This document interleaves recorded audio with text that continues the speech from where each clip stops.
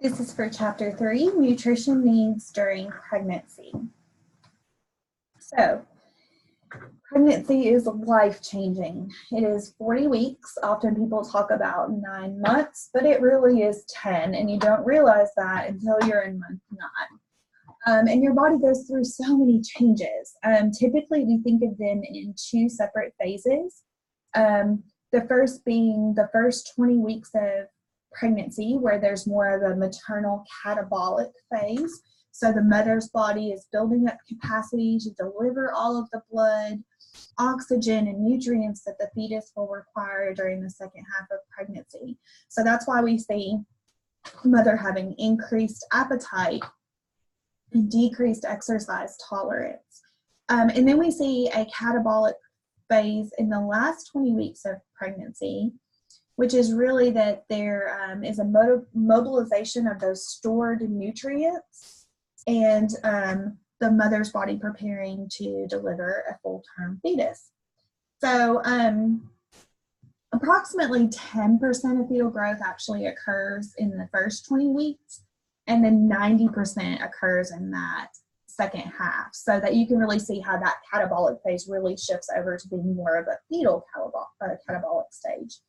And the physiological changes that happen during pregnancy, they happen at various rates during various times, but the ultimate purpose of them is to support the fetus with the appropriate nutrients and energy, prepare the mother for labor and delivery, and as well as maintain the maternal homeostasis.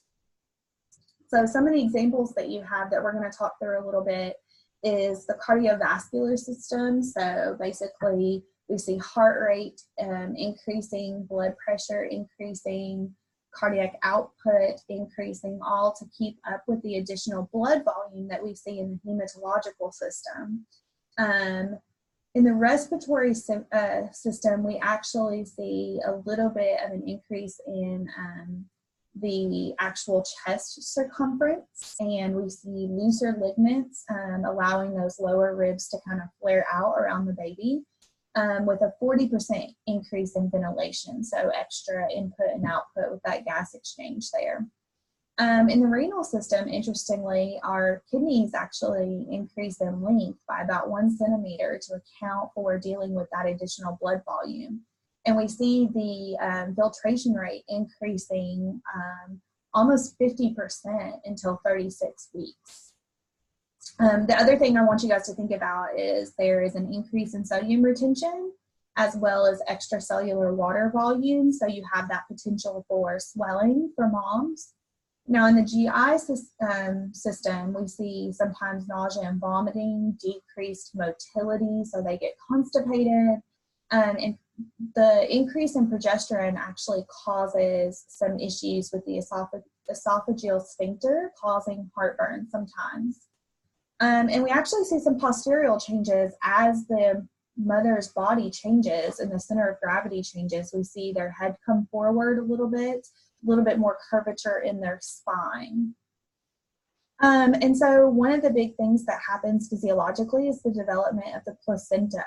And so the placenta is defined as a large endocrine organ that develops in the uterus within the first several weeks of conception. And the really super interesting part about the placenta is we don't know a whole lot about it.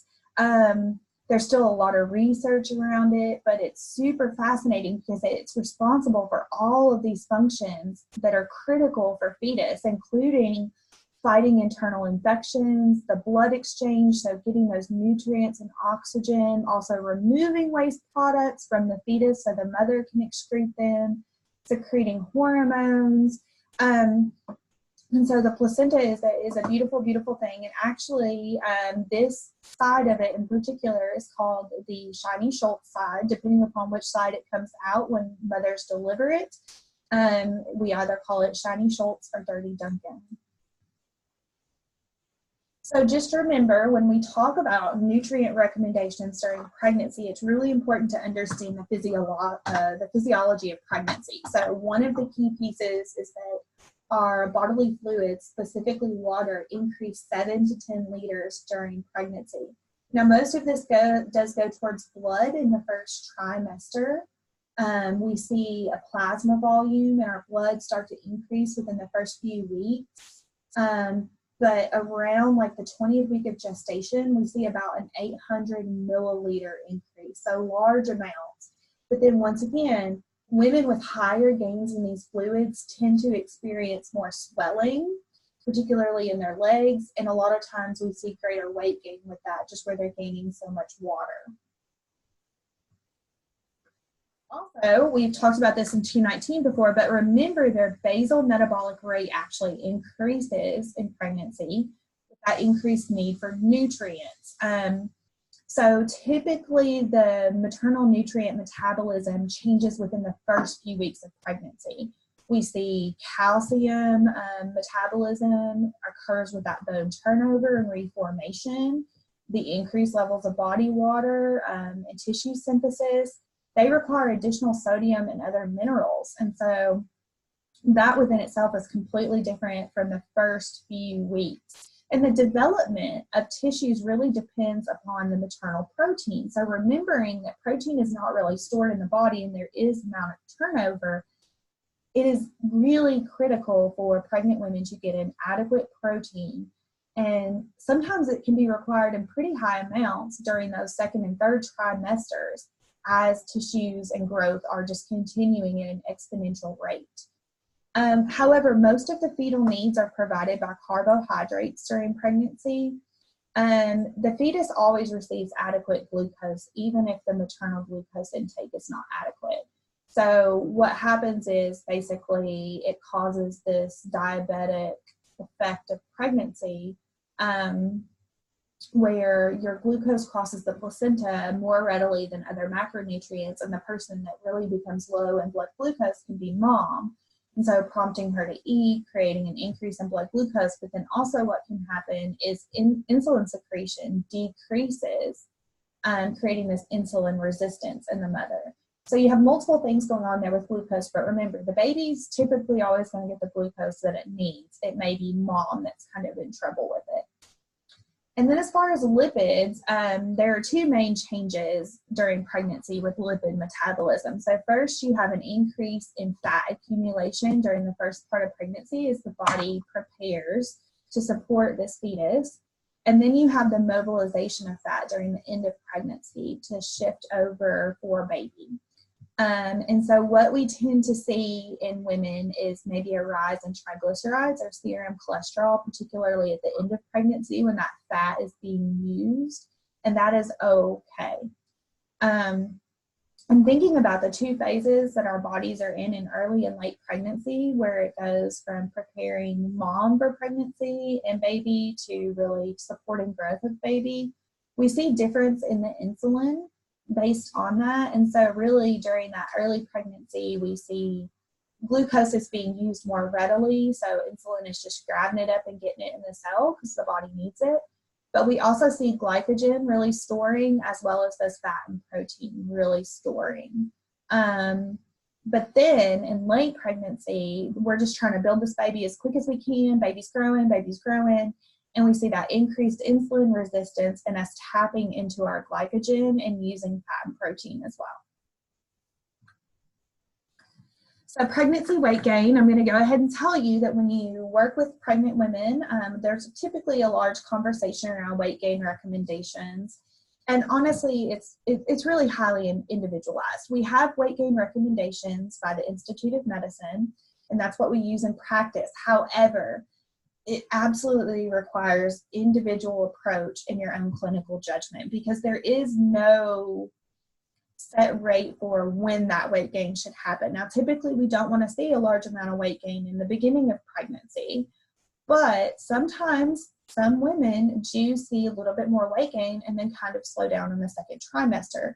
So it can often be a cautious conversation at that first time where we see an increase in weight, because we may have a better idea at the next visit or the visit following whether that is the true trajectory.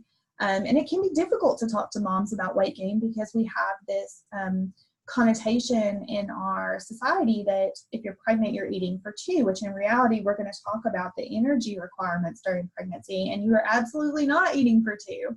And so it can be really difficult to talk to people about that. And specific cultural values, too, are that the mother should gain a lot of weight during pregnancy, and that creates healthy mom, healthy baby. So it can be a very sensitive topic, and that's why we have that very individualized care. The recommendations are just kind of a way for you to gauge what would be normal for healthy mom, healthy baby. It used to be that we would tell people 15 pounds, but now we know that is absolutely not enough. So it really depends upon where mom started before the pregnancy. And so if she was classified as underweight according to the BMI scale, we would want her to gain more weight. So we would want to see at the low end 28 pounds, but even up to 40 pounds to support baby. Now at a normal weight BMI, the typical recommendation you will hear is 25 to 35 pounds. And like I said, this can really vary female to female, but we know from statistics from the CDC and maternal and infant health outcomes that this is much healthier for mom and baby. For overweight women, 15 to 25 pounds, and for obese women, only 11 to 20 pounds. Now, this is important. The rate of weight gain is not as important as the total amount gained. So sometimes we can get caught up in that first visit. Oh, you've gained a couple pounds. Be careful about gaining a couple pounds. We kind of have an idea of what that should look like in the total first trimester and then second and third trimester. You might anticipate that they definitely will gain more weight in that second and particularly third trimester as baby gains weight. However, you have those extreme fluid shifts too, where your body is using additional water and creating additional plasma volume. So you may have some moms that gain weight a little bit more in that first trimester.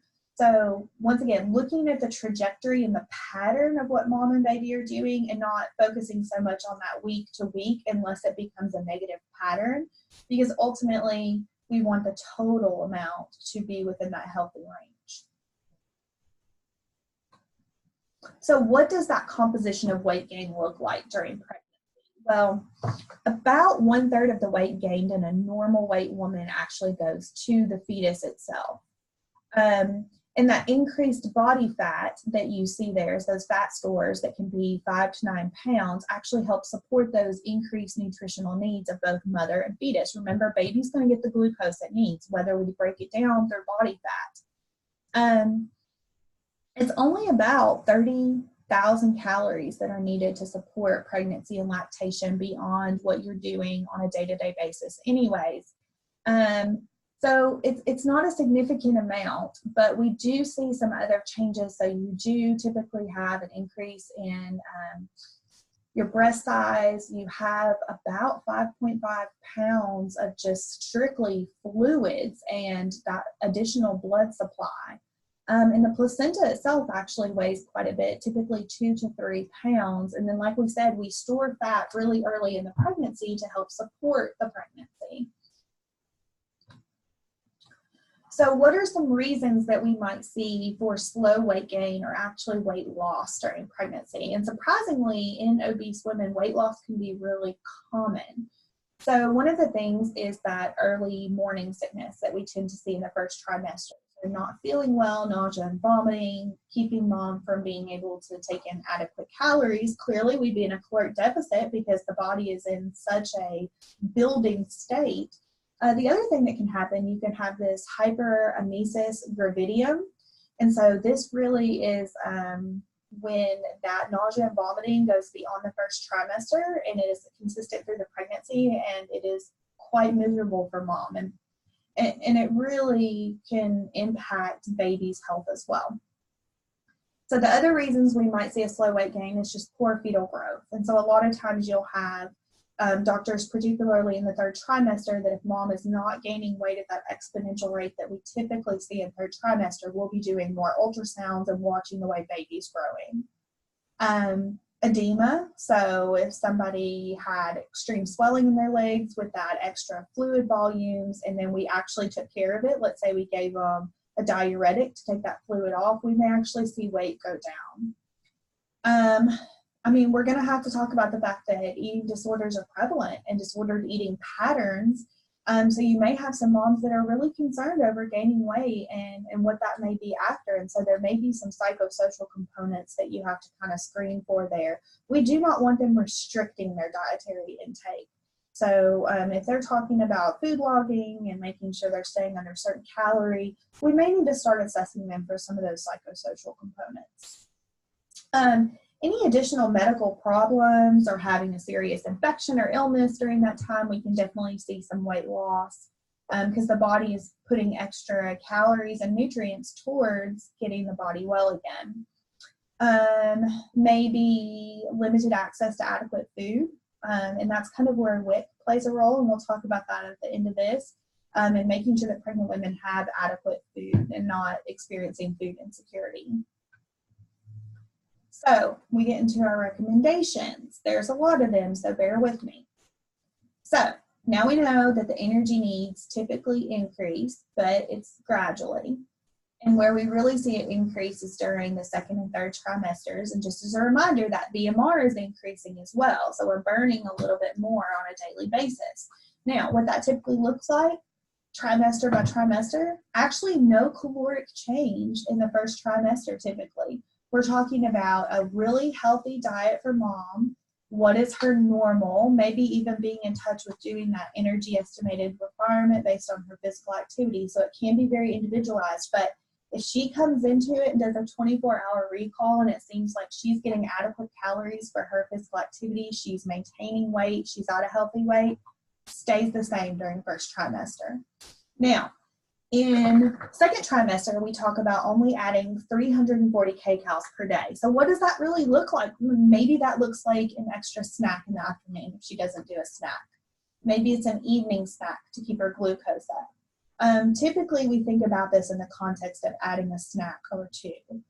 Meals are normally sufficient to provide those calories, maybe just eating more frequently. And very similarly, in the third trimester, we're only talking about 450 calories per day.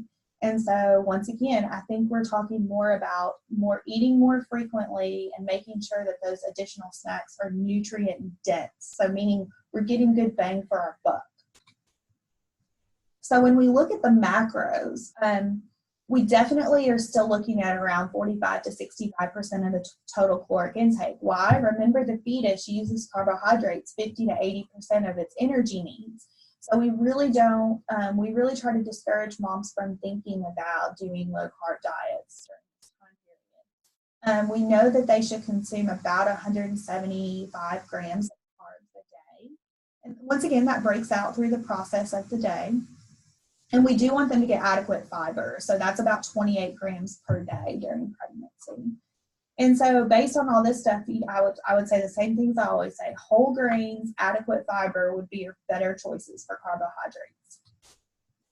Now for protein, remember we said the protein needs are a little higher. So typically it's only about 25 grams higher than non-pregnant women. So it's really not a whole lot.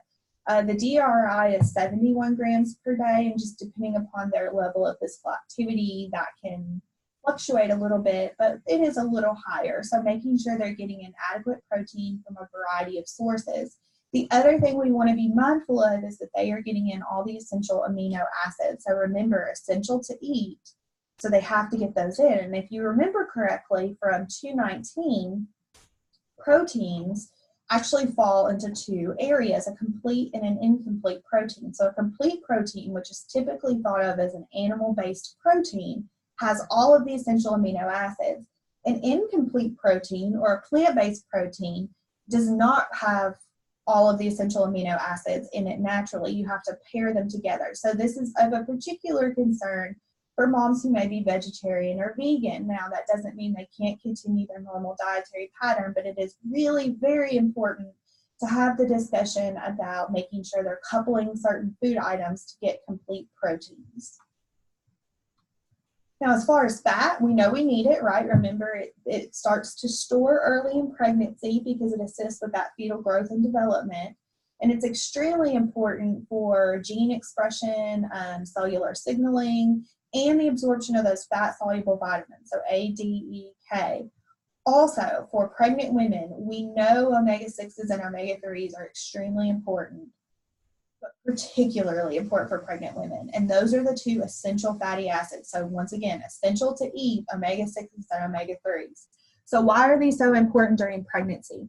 Well, they're actually used to synthesize other other lipids in the body, such as EPA and DHA. So EPA and DHA are both extremely critical for the development of the brain, the eyes, and the central nervous system for a fetus. You'll actually see a lot of prenatal vitamins that include additional EPA and DHA. Similarly, some infant formulas have them in there. So you have to take in the omega-6s and omega-3s in order to be able to synthesize the EPA and the DHA in the body. So how can we tell moms to get that in? So your omega-3 sources, you've got chia seeds, flaxseed oil, walnuts, canola oil, leafy greens, fatty fish. And for those omega-6s, we're talking about safflower oil, grapeseed oil, sunflower oil, hemp oil, corn oil. And a lot of times you can talk to moms about consuming, like I said, those fatty fishes, those healthier oils, and that will kind of cover it. However, it is really important that pregnant women do not eat fish that are high in mercury, even if they have those healthy fatty acids. So we're talking about shark, swordfish, and mackerel that pregnant women should not eat because historically they've been higher in mercury. So better choices to recommend might be salmon, pollock, which is very similar to like a mixture of a cod or a tilapia. It's a white fish, not very fishy. Squid, sardines, and oysters, not raw oysters though. It's a food safety issue. So when we think about the micros, we're talking about vitamin A. So we typically actually don't see a deficiency in vitamin A in developed countries. But in developing countries, we know that if pregnant mom is deficient in vitamin A, you potentially have malformations of the heart and the lungs. And then you develop that night blindness that we talked about in 219 among the mothers. In the United States, interestingly, toxicity is more common, and a lot of times that happens through over-the-counter supplements. So we really want moms to realize vitamin A is absolutely toxic during pregnancy. We want them to limit it to 5,000 international units per day. Iron is another critical one. Remember, we talked about that in preconception. Same recommendation as previously. I mean, we want 27 milligrams per day, just as the same as preconception. We want to go ahead and get up to that higher amount, remembering that it's a little bit easier to get in those iron stores with those animal-based items. It can be done with plant-based. It is a little bit more difficult, so maybe having that conversation and watching for anemic symptoms for your vegetarian and vegan patients. Also, it's really helpful if they take an iron supplement, which they will get with their prenatal, because a lot of times they can't meet that 27 milligrams per day. However, the flip side of that is supplementing iron can actually cause constipation. And so if they're already constipated, that can be difficult. Folate, we talked about folate already, about how we need folate in order to produce red blood cells and close that neural tube by 8 weeks. However, we know that we typically get in quite a bit of our folate, our daily needs, through fortified foods because our cereals, grains, and breads are fortified with folate. However, the needs do increase during pregnancy. The bare minimum you need is 0.4 micrograms of folate, but we really want pregnant women to get up to 1 milligram of folic acid, which is typically what you see in prenatal vitamins.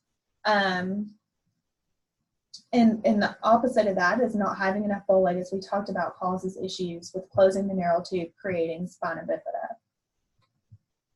So here's some other micros that we want to think about. So sodium is really important. Historically, doctors used to tell women not to consume much sodium when they're pregnant. What we know now is that that is not a good idea. With that increase in blood volume, we absolutely have to have adequate sodium for that water balance and to maintain blood pressure.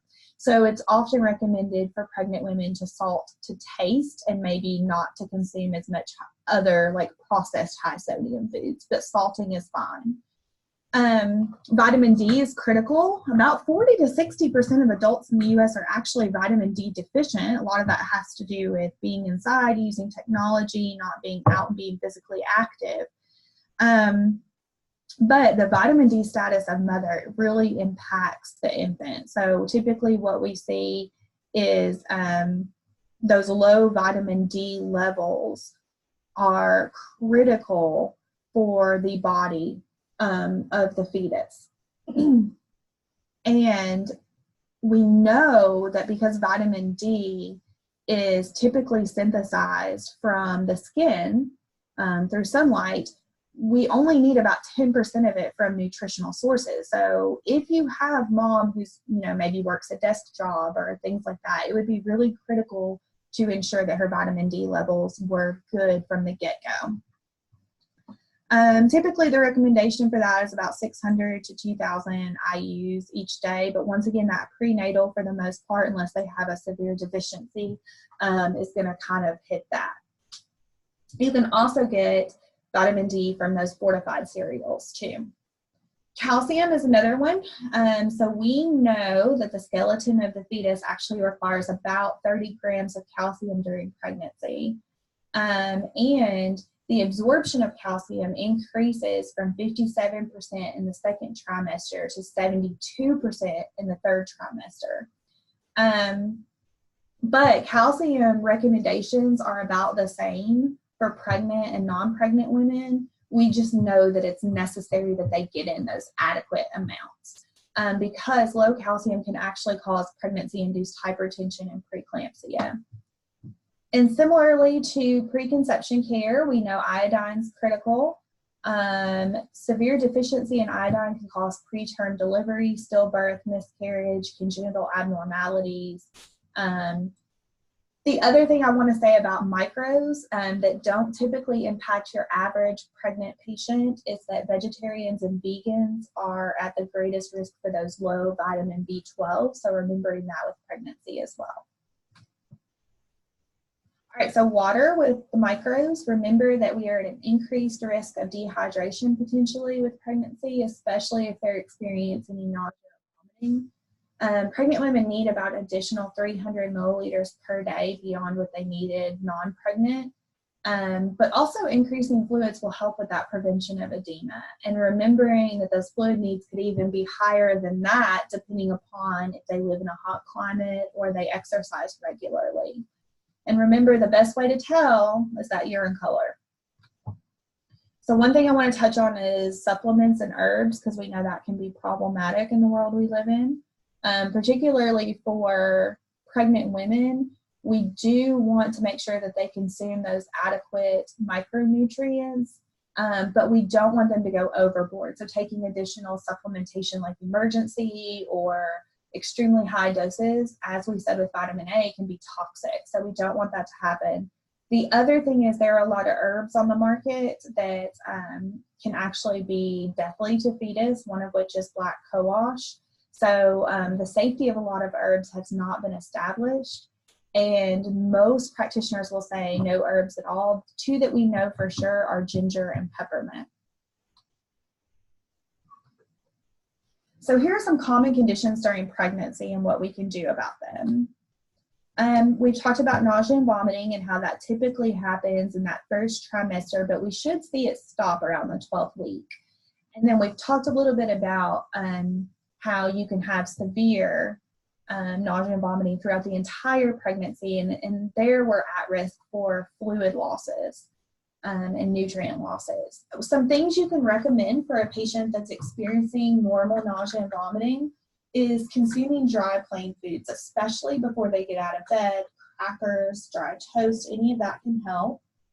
We know that adding foods with ginger and lemon can help with the nausea. And also small meals more frequently. So don't let them get too hungry. If they get too hungry, the nausea and vomiting can kick in. So the other thing we know that happens is heartburn. So we've already talked about that higher levels of progesterone loosen that muscle at the lower esophageal sphincter. And so then we have that acid reflux, that HCl coming up from the stomach, Additionally, as mom gets bigger, that pressure from the growing uterus and fetus can push up and cause additional reflux. So, similarly to what we talked about in class previously, those dietary changes. So, reducing tomatoey sauces, high acid foods, caffeine, peppermint, sitting up after we eat, being physically active, all of those can help. However, if it becomes a chronic issue, they may need to take medication from their doctor. Constipation, now this is particularly common, especially in the third trimester, and it's due to that decreased motility related to the increase in hormones to support baby. As with constipation in a normal healthy adult, we would increase fiber and fluid, remembering that they're supposed to get in 28 grams of fiber. We do not recommend using enemas or laxatives during pregnancy. That can be extremely harmful to mom and baby. But things that we can recommend are being physically active as well and consuming adequate fruits, vegetables, whole grains. So one thing people don't often think about is how food safety impacts our most vulnerable populations, and pregnant women fall into that vulnerable population. They do not have the adequate ability to fight off infection. As you would expect, they can't get additional vaccinations a lot of times. So one particularly harmful thing that we worry about is listeriosis. And so it can actually cause miscarriage or stillbirth. We worry about mercury levels, particularly in fish.